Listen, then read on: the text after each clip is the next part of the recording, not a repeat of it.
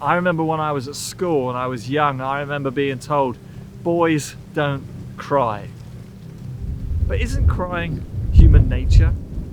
Isn't there something inside of all of us that at times generates and produces tears? Scientists have found that we experience physical and emotional pain in the same part of the brain. The body's natural response is to produce tears, and with those tears, endorphins are released that ease the pain and tension and make us feel calmer. They're the same chemicals produced when a woman is in labour or when we give someone a long hug. The human body is wonderfully made. Of course, not all tears are a response to sadness or pain. Have you ever laughed so much that you cried happy tears? You know, those moments when you laugh so much that it hurts. Emotion, energy in motion, is part of us, and like tears, it's bursting to come out. It's part of what it means to be human.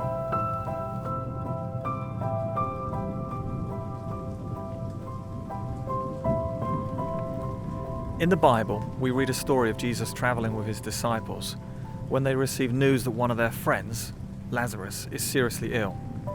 Jesus responds to the news in a peculiar way. First, he tells his disciples, "This sickness will not end in death," adding the comment, "Lazarus has fallen asleep." This gives the friends some reassurance. Jesus then tells them something that stops them in their tracks. Lazarus is dead.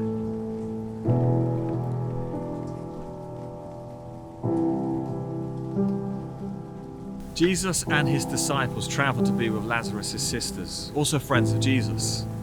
They arrive after the funeral to a house full of mourners. Everyone is terribly upset. Jesus asks a question, "Where have you laid him?" They take Jesus to a tomb, and it's a cave with a stone rolled across the front. Jesus weeps. This is the shortest and one of the most profound verses in the entire Bible. Amid an atmosphere of despair and loss, Jesus stops and weeps. Then the story really takes a turn. Jesus asks the crowd nearby to help him move the stone that is sealing the tomb. What? Why?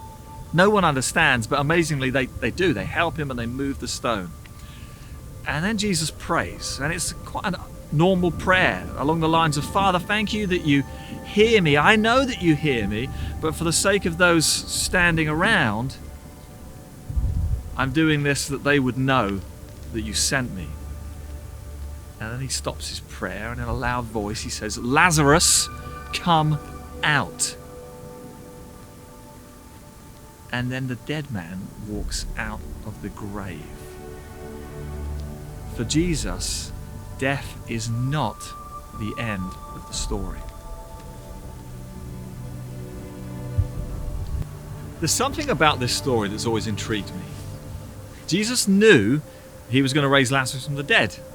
He told his disciples that he had died, and yet it wasn't going to end in death. So he knew he was going to raise him from the dead. So why did he cry? Why was he overcome by emotion? Why did he weep? I can only assume that Jesus, in all his humanity, connected with the occasion, connected with the people, felt the heartbeat of what was happening in that moment, and stopped and wept.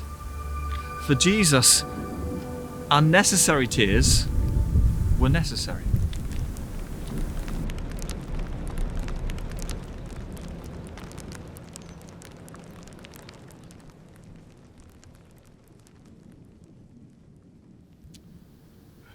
A few years ago, my family suffered a bereavement.